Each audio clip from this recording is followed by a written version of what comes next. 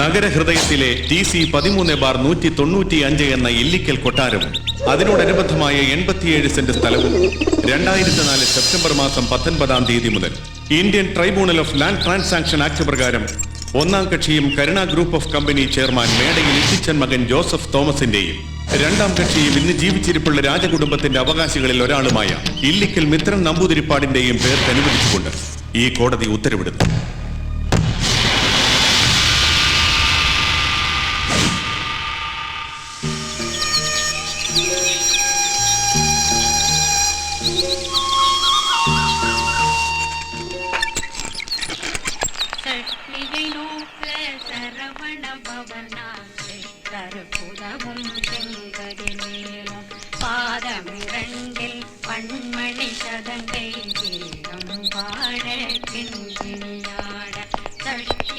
അണ്ണാ വണക്കം.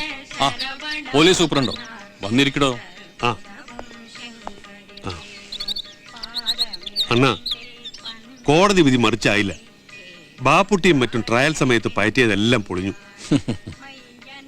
ജോസഫിനെയും മിത്ര നമ്പൂതിരെയും തമ്മിലകറ്റി മിത്രനെ വിലക്കെടുക്കാമെന്നാണ് ആ വിധിയുടെ വിചാരം. എന്തായാലും ബാപ്പുട്ടിയാജി വെറുതെ ഇരിക്കില്ല. അണ്ണനും ജോസഫ് സാറും തമ്മിലുള്ള ബന്ധത്തെ മുതലെടുത്ത് എങ്ങനെയും കൊട്ടാരം കൈക്കലാക്കാനുള്ള ശ്രമമായിരിക്കും അയാൾ നടത്തുക. കാരണം ഇതിന്റെ പേരിൽ അയാൾ പുറത്തു നിന്നും കോടികൾ ഇതിലേക്ക് ഒഴുക്കിയിട്ടുണ്ട്. അണ്ണനെ സ്വാധീനിക്കാൻ എന്തടവും അയാൾ പയറ്റും. അണ്ണ ഒരു മിനിറ്റ്.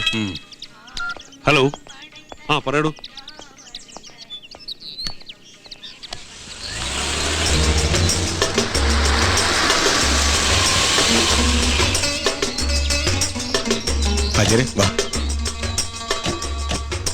അണ്ണനകത്തില്ലേ? മോളിലുണ്ട്.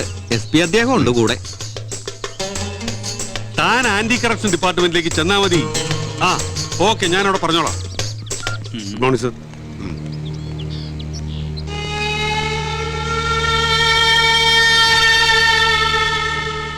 വക്കീലെ വല്ലതും നടക്കൂ? അല്ല മെമ്പർ, അതന്നെ ഞമ്മക്ക് ചോദിക്കാനുള്ളത്. കൊട്ടാരം ഞമ്മക്ക് കിട്ടുവാ ഇല്ലേ? അല്ല അതിപ്പോ ആചാരം നടങ്ങ്. അയാൾ പറഞ്ഞതിലും കാര്യമുണ്ട്.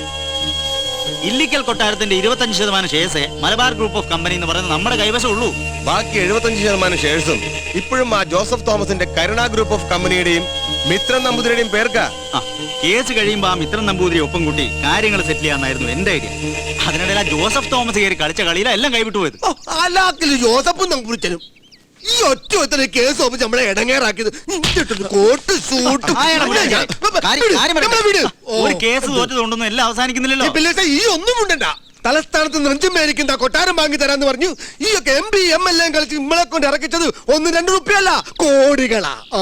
ആചാര്യ പറഞ്ഞത് ശരി തന്നെയാ. ആ കോടികളൊക്കെ വീതം വെച്ച് തന്നെയാ കൊട്ടാരത്തിന്റെ മറ്റവകാശികളെല്ലാം നമ്മൾ നമ്മുടെ വശത്താക്കിയത്.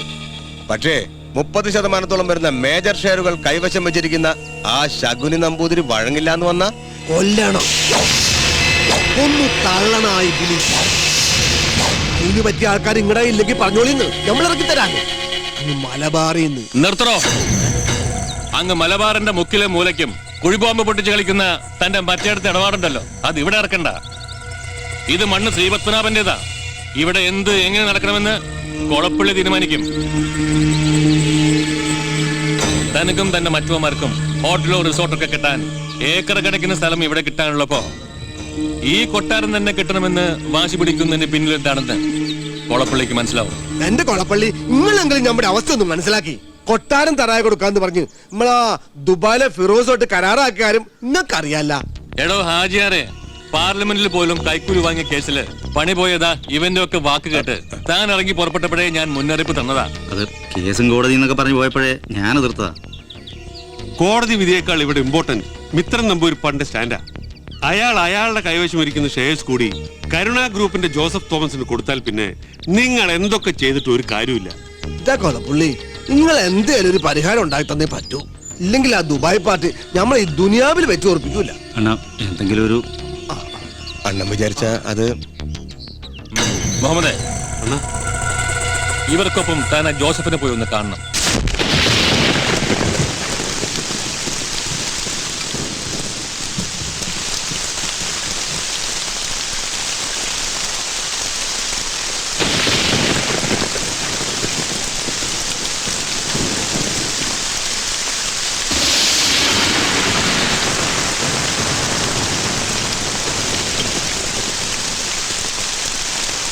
ഇതാ വരുന്നുണ്ട്.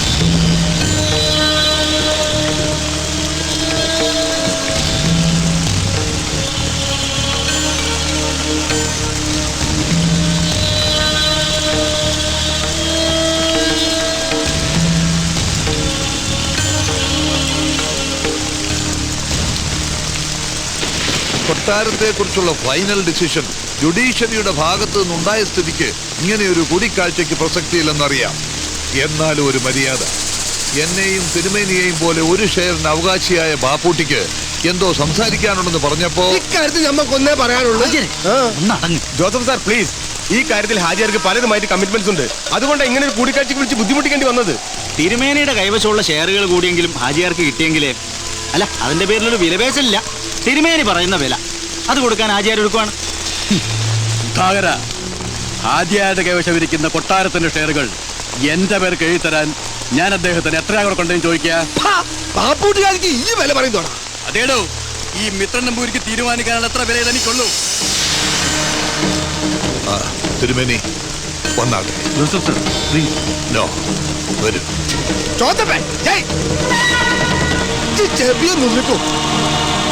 ഈ ചാല മാർക്കറ്റിൽ നിന്ന് അങ്ങ് ദുബായ് വരെ പടർന്നു പന്തലിച്ചിരിക്കുന്ന അന്റെ കരുണാ ഗ്രൂപ്പ് പൊളിക്കാൻ ഈ ബാപ്പൂട്ടിക്ക് 4 കോള് മതി. മനസ്സിലായ? അങ്ങ് കോഴിക്കോട്ട് വെല്യങ്ങാടിയുടെ പിന്നാമ്പുറങ്ങളിൽ തകരപ്പാട്ട് വെച്ചുണ്ടാക്കി ഉന്തുവണ്ടിയിൽ സർബത്ത് വിറ്റ് നടന്ന ഒരു കാലമുണ്ടായിരുന്നു ഇന്നത്തെ ഈ ബാപ്പുട്ടി ഹാജിക്ക്.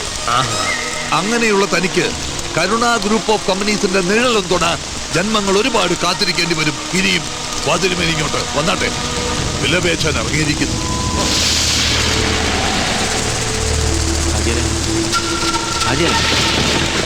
ടെൻഷൻ വേണ്ട, ഒന്ന് പോടാ. നമുക്ക് ടെൻഷൻ വേണ്ട. നമുക്ക് പരിഹാരം ഉണ്ടാക്കാം. പോടാ.